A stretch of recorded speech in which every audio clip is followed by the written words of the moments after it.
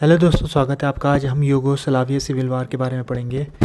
Yugoslavia civil वार की अगर हमें पृष्ठभूमि देखनी है तो हमें फर्स्ट वर्ल्ड वार में की तरफ जाना पड़ेगा, या फिर उससे पहले भी हम जा सकते हैं। जो ये यूगोस्लाविया जो क्षेत्र है ये बाल्कन्स में आता है, और बाल्कन्स में ओटोमन साम्राज्य का अस्तित्व था। लेकिन 19वीं शताब्दी आते आते ओटोमन साम्राज्य कमज़ोर होने लग गया था, और कई बाल्कन्स के देश थे जो आज़ाद होने लग गए थे, जिसमें सबसे पहले ग्रीस हुआ, फिर उसके बाद सर्बिया हुआ, फिर क्रोशिया हुआ, फिर स्लोवेनिया हुआ। ऐसे करके देश आज़ाद होने लग गए थे। तो जब प्रथम विश्व युद्ध की शुरुआत हुई तो उस समय सर्बिया, जो इनमें से सबसे बड़ा देश था, वो अपनी गतिविधियां बाल्कन्स में करता रहा, जिस कारण से उस युद्ध में ऑस्ट्रिया, जिसका यहाँ पर काफ़ी आधिपत्य था, वो नाराज़ हो गया और उसने सर्बिया के ऊपर युद्ध घोषित किया, और इस कारण ही प्रथम विश्व युद्ध की वजह माना जाता है।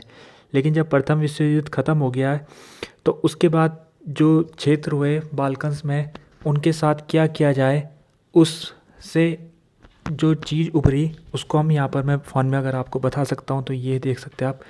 ये यूगोस्लाविया का नक्शा है। ये प्रथम विश्व युद्ध में 6 देशों को मिला के एक यूगोस्लाविया बनाया गया। उससे पहले यूगोस्लाविया का कोई अस्तित्व नहीं है। इसमें आप देख सकते हो सर्बिया जो है वो सबसे बड़ा है इसमें। इसके बाद बोस्निया है, क्रोशिया है, स्लोवेनिया है, कोसोवा है, मोंटेगोनोरो है, और मैसेडोनिया है। तो यहाँ पर हम देख सकते हैं कि जो 6 देश है इनमें कॉमन क्या है। इनमें कॉमन ये है कि ये सब जो थे ये स्लाव एथनिसिटी के लोग थे। ज़्यादातर लोग क्रिश्चन थे। केवल एक बोस्निया जो क्षेत्र है वहाँ पर मुस्लिम रहते थे। ये 6 देश आपस में मिलके इन्होंने यूगोस्लाविया क्यों बनाया? वो इसलिए बनाया क्योंकि इटली का खतरा था। देख सकते हो यहाँ पर ये हमारा यूगोस्लाविया बन गया इधर।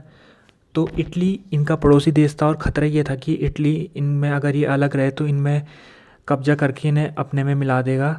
ऐसा खतरा इन देशों को लगा, तब जाके ये आपस में इन्होंने यूगोस्लाविया बनाया। दूसरा कारण ये भी है क्योंकि सर्बिया इनका सबसे, लगभग यूगोस्लाविया का 50% क्षेत्र सर्बिया से था। तो सर्बिया चाहता था कि अपने क्षेत्र को बढ़ाया जाए और ग्रेटर सर्बिया बनाया जाए। लेकिन ग्रेटर सर्बिया में जो शामिल हुए लोग वो कुछ सर्बिया के थे, लेकिन कुछ अलग एथनिसिटी के भी थे, जैसे क्रोशिया, स्लोवेनिया। तो मजबूरन सर्बिया को इन लोगों को कुछ डिमांड माननी पड़ी, और एक फेडरल रिपब्लिक की घोषणा हुई, जिसमें सभी पावर सर्बिया के पास नहीं थी, लेकिन ज़्यादातर पावर सर्बिया के पास थी। लेकिन उसे कुछ पावर को शेयर करना पड़ा अपने दूसरी देशों को जो मिले थे उनके साथ। अब ये तो हम प्रथम विश्व युद्ध की बात की घटना देख रहे हैं। अब हम दूसरे विश्व युद्ध में आ जाते हैं। दूसरे विश्व युद्ध में क्योंकि सर्बिया के पास ज़्यादा पावर रही इस यूगोस्लाविया में, तो जो दूसरे देश जो इसमें मिले थे, क्रोशिया हो गया, स्लोवेनिया हो गया, उनमें एक ऐसी भावना आ रही थी कि क्यों ना हम अलग देश फिर से बना दें, क्योंकि सर्बिया वाले तो बड़ी मनमानी कर रहे हैं। जो यूगोस्लाविया आर्मी है उसमें ज़्यादातर सर्बिया के लोग हैं, जो सरकार है उसमें भी ज़्यादातर सर्बिया के लोग हैं, तो हमारे अस्तित्व का क्या वजह है? तो इस वजह से उन्होंने सेकेंड वर्ल्ड वार में कुछ उन्हें नाजी जर्मनी के साथ समझौता कर दिया, और उनके साथ मिलके इस सर्बिया के खिलाफ साजिश करने लग गए। लेकिन सर्बिया कम्युनिस्ट रसिया के साथ मिलके इस विद्रोह को कुचला सर्बिया ने, और यूगोस्लाविया जो है सेकेंड वर्ल्ड वार ख़त्म होने के बाद भी अस्तित्व में बना रहा। लेकिन कुछ चेंज हो गए। पहले वो डेमोक्रेसी था, लेकिन अब सेकेंड वर्ल्ड वार के ख़त्म होने के बाद वो डिक्टेटरशिप कम्युनिस्ट देश बन गया सर्बिया, जो कि जोसेफ टीटो के अधीन चलता रहा। जोसेफ टीटो एक बड़े शक्तिशाली नेता माने जाते दुनिया में। नॉन अलाइन मूवमेंट जब घोषणा हुई थी तो उसमें वो भी शामिल थे जवाहरलाल नेहरू के साथ। अब क्योंकि अब यूगोस्लाविया कम्युनिस्ट बन गया था, तो उसके जो रिश्ते थे वो सोवियत यूनियन से मजबूत हो गए, और जो वेस्टर्न देश थे जिसमें फ्रांस, यूनाइटेड स्टेट, इंग्लैंड, इसके साथ उसके रिश्ते काफ़ी कटुता भरे रहे। 1980 तक टीटो जिंदा रहे, लेकिन उनकी मृत्यु के बाद ये जो क्षेत्र में शांति बनी रही, फिर से इसमें एक भूचाल आने लग गया, और जो देश थे सर्बिया के अलावा दूसरे देश, वो अब फिर से विद्रोह की मांग करने लग गए। और अगर कोई विद्रोह नहीं भी कर रहा था तो वो चाहते थे कि हमें ऑटोनॉमी दिया जाए, लेकिन सर्बिया इसके लिए तैयार नहीं हुआ। इसके अलावा इस दौरान 1980 में जो कम्युनिस्ट देश थे, रसिया से लेकर जर्मनी, ईस्ट जर्मनी और ये आपका यूगोस्लाविया, इसमें इकोनॉमिक भी बहुत ही रिसेशन आ गया था। यानी इनके जो इकोनॉमी थी उसमें जीडीपी ग्रोथ 1-2% ही हो रही थी। तो लोगों में यहाँ आक्रोशित होना जाहिर सी बात है कि लोग होंगे अगर उनका इकोनॉमी तेज़ी से नहीं बढ़ती है तो उसका असर भी हुआ। और तीसरा असर ये भी हुआ कि ईस्ट जर्मनी, जो कि बर्लिन की दीवार से अलग हुआ था वेस्ट जर्मनी में, उसको तोड़ के दोनों जर्मनी आपस में मिलकर एक देश बना दिया था। तो इसका फ़र्क भी इस यूगोस्लाविया में हुआ था, क्योंकि अब यहाँ कम्युनिस्ट शासन ख़त्म हो गया था जर्मनी में। तो जो ये यूगोस्लाविया के जो विद्रोही थे ये भी चाहते थे कि हम भी यूगोस्लाविया को तोड़ के अपने अपने देश बनाए। अब यहाँ पर ये समझना होगा, क्योंकि सर्बिया कंट्रोल करता था सब चीज़, आर्मी से लेकर गवर्नमेंट तक, तो बर्दाश्त नहीं कर सकता था, क्योंकि अगर यूगोस्लाविया टूट जाएगा तो सर्बिया की शक्ति कमज़ोर हो जाएगी। तो उसने अपने दमन की कार्रवाई करनी शुरू कर दी। अब जब वो दमन करेगा तो जाहिर सी बात है विद्रोह और तेज होगा। और ऐसे ही क्रोएशिया और स्लोवेनिया में 1991 में उन्होंने अपनी इंडिपेंडेंस घोषित कर दी। लेकिन अभी ऑफिशियल तौर में यूगोस्लाविया का विघटन अभी नहीं हुआ था। सर्बिया ने जब इन्होंने अपनी इंडिपेंडेंस घोषित की तो सर्बिया ने इनके ऊपर अपनी आर्मी छोड़ दी और बड़ी मात्रा में यहाँ पर मृत्यु हुई। लेकिन क्योंकि सर्बिया कंट्रोल नहीं कर सकता था तो आखिरकार उसे मानना पड़ा और इन दोनों स्लोवेनिया और क्रोएशिया को 1992 में आज़ादी मिल गई। और 1992 में ही जनवरी के महीने में यूगोस्लाविया का अंत हो गया।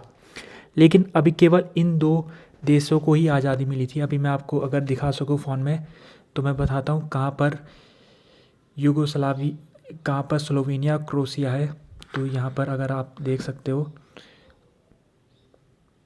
तो ये जो स्लोवेनिया और क्रोएशिया को तो आज़ादी मिल गई थी, लेकिन बोस्निया अभी तक आज़ाद नहीं हुआ था सर्बिया से। और यहाँ पर ही इस वार का सबसे भयानक रूप हमें देखने को मिलता है। अब बोस्निया में ज़्यादातर लोग मुस्लिम हैं, तो वो भी आज़ाद होना चाहते थे यूगोस्लाविया जो टूट के सर्बिया बना था उससे। लेकिन क्योंकि बोस्निया में कई सर्ब मूल के लोग भी रहते थे, क्रिश्चन, तो वो नहीं चाहते थे बोस्निया अलग देश बने और मुस्लिमों के अधीन उन लोगों को ज़िंदगी जीने पड़े। तो इस वजह से यहाँ पर बड़ी ख़तरनाक लड़ाई शुरू हो गई बोस्निया में।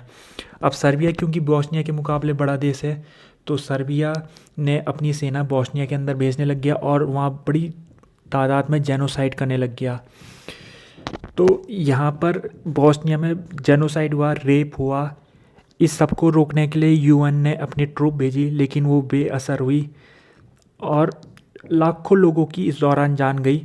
आखिरकार नाटो ने यहाँ अपनी सेना भेजी 1995 में और सर्बिया को बोस्निया से खदेड़ा। तब जाके बोस्निया अलग देश बना। आगे भी ये प्रोसेस चलती रही और आगे जो मोंटेनेग्रो है और मैसेडोनिया है, कोसोवो है, ये भी आगे चल के आज़ाद हो गए थे। और जो यूगोस्लाविया है वो 20वीं शताब्दी ख़त्म होते होते ये यूगोस्लाविया जो था वो पूरी तरह से टूट गया था और यूगोस्लाविया से 6 देश निकले। अब यहाँ पर हमें कुछ चीज़ समझना ज़रूरी है। पहली चीज़ है कि जब नाटो ने अपनी सेना भेजी यहाँ 1995 में, तो सर्बिया जो है हम देख सकते हैं रसिया से जोग्राफी के तौर में कमज़ोर है। तो ये एक तरीके से हम समझ सकते हैं कि रसिया इतना कमज़ोर हो चुका था 1995 में कि वो नाटो को यहाँ जाने से रोक नहीं पाया। तो क्योंकि सोवियत यूनियन टूट गया था, तो इससे रसिया की हमें कमज़ोरी का अनुमान लगता है। दूसरा हम यहाँ पर ये देख सकते हैं कि इस दौरान जो क्राइम हुए थे, क्राइम अगेंस्ट ह्यूमैनिटी, वार क्राइम, तो इसके क्राइम अगेंस्ट ह्यूमैनिटी का हमें पहला केस दुनिया में यहीं देखने को मिलता है, जब सर्बिया का जो राष्ट्रपति था उसे क्राइम अगेंस्ट ह्यूमैनिटी के ज़रिए सज़ा दी गई। हालांकि ये सज़ा उसे 15-16 साल बाद मिली इस क्राइम के बाद, लेकिन आखिरकार उसे उसमें ये क्राइम साबित हुआ था। तो क्राइम अगेंस्ट ह्यूमैनिटी यहाँ पर हमें याद रखना पड़ेगा कि सर्बिया में या यूगोस्लाविया बोस्निया में हुआ था। तो ये वो दौर था जब कम्युनिस्ट शासन दुनिया भर में ख़त्म हो रहे थे। तो उसी समय की घटनाएं, ये जो यूगोस्लाविया है ये इम्पोर्टेंट इसी के लिए है कि जो नेशनलिस्ट मूवमेंट जो कम्युनिस्ट शासन के ख़त्म होने के बाद दुनिया भर में निकले थे। जैसे हमें पता है कि सोवियत यूनियन भी जब टूटा तो 10-12 देश तो सोवियत यूनियन से निकले। तो उसी तरीके से यूगोस्लाविया भी जब टूटा तो उससे 6 देश निकले और उसमें नाटो ने अपना वहाँ पर एग्रेशन किया और तब जाके ये स्थिति रुकी। यहाँ पर बड़ी मात्रा में जेनोसाइड हुआ। ये बहुत इम्पॉर्टेंट है, ये वार जेनोसाइड से जुड़ा हुआ है क्योंकि सर्बिया चाहते थे वो सब मुस्लिमों को वहाँ से खदेड़ के या तो भगा दे कहीं और या फिर उन्हें जान से मार दे। ऐसे ये इनकी पॉलिसी चलती रही सर्बिया की। तो ये वार इसी के लिए याद किया जाता है। हालांकि अभी भी जो बाल्कन्स के देश है उनकी जो आपस में रिश्ते वो बहुत ही कड़वे रिश्ते हैं। कोसोवा एक देश है जिसे कुछ लोग मानते हैं कि वो है, कुछ लोग मानते हैं कि ये सर्बिया का हिस्सा है। तो वो भी अभी तक सॉल्व नहीं हो पाया है। तो ये वीडियो यहीं तक ही रखते हैं। वीडियो पसंद आए होगी तो वीडियो को लाइक, कमेंट और चैनल सब्सक्राइब कीजिएगा। वीडियो देखने के लिए धन्यवाद।